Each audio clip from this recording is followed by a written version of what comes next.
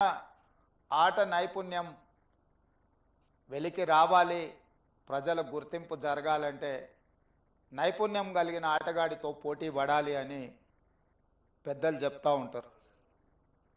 ఈరోజు పక్క రాష్ట్రంలో నారా చంద్రబాబు నాయుడు గారు ముఖ్యమంత్రిగా బాధ్యత చేపట్టిన తర్వాత అభివృద్ధిలో, సంక్షేమంలో వారితో పోటీ పడి ఈ రాష్ట్రాన్ని ముందుకు నడిపించే అవకాశం నాకు వచ్చింది.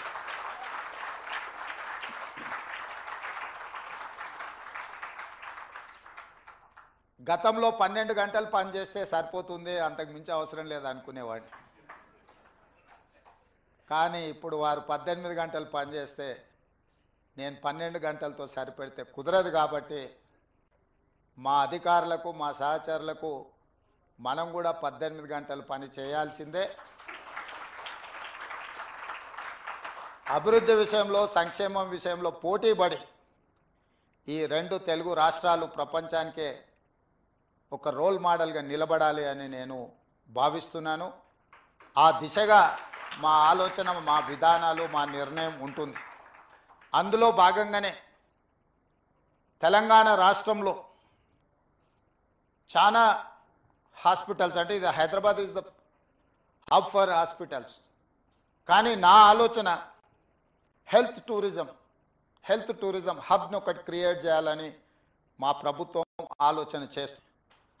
ప్రపంచంతోనే పోటీ పడే విధంగా ప్రపంచంలో ఉండే అన్ని జబ్బులకు సంబంధించి ఇక్కడనే వైద్యం అందే విధంగా ఒక హెల్త్ టూరిజం హబ్ని డిజైన్ చేయాలని ప్రాథమికంగా మేము ఒక అంచనాకు వచ్చినాం.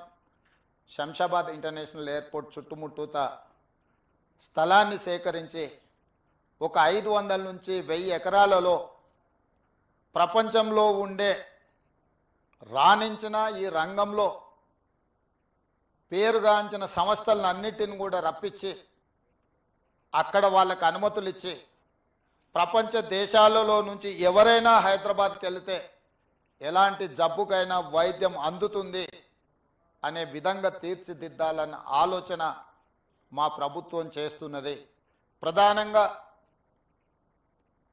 హెల్త్ ఆర్గనైజేషన్స్లో పనిచేసే డాక్టర్లే కానీ నిపుణులకు తెలుసు, ఈరోజు మన దేశంలో అత్యధికంగా మిడిల్ ఈస్ట్ కంట్రీస్ నుంచి చాలామంది పేషెంట్స్ ఇక్కడికి వచ్చి వైద్యం చేయించుకొని వెళ్తున్నారు.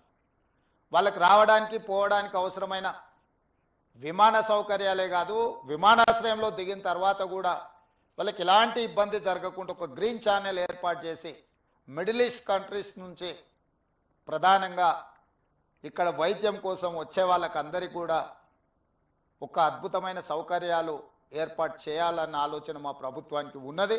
తప్పకుండా ప్రణాళికతో ముందుకు వస్తాము. ఆ ప్రణాళికలో భాగంగా ఇంతకుముందు అన్న బాలకృష్ణ గారు, నామ నాగేశ్వరరావు గారు బసవతారకం క్యాన్సర్ హాస్పిటల్కి అదనంగా ఇంకా కొంత స్థలాన్ని కేటాయిస్తే మేము సేవల్ని విస్తరిస్తామని వారు చెప్పడం జరిగింది. ఆ హెల్త్ టూరిజం హబ్లో తప్పకుండా బసవతారకానికి స్థలాన్ని కేటాయించి ప్రపంచంతో పోటీపడి తెలంగాణ రాష్ట్రంలో మీ పాత్ర తప్పకుండా ఉంటుంది, మీ సేవల్ని తప్పకుండా వినియోగించుకోవాలని మా ప్రభుత్వం భావిస్తుంది. మొదటి తరం నందమూరి తారక రామారావు గారు, రెండవ తరం చంద్రబాబు నాయుడు, బాలకృష్ణ గారు, మరి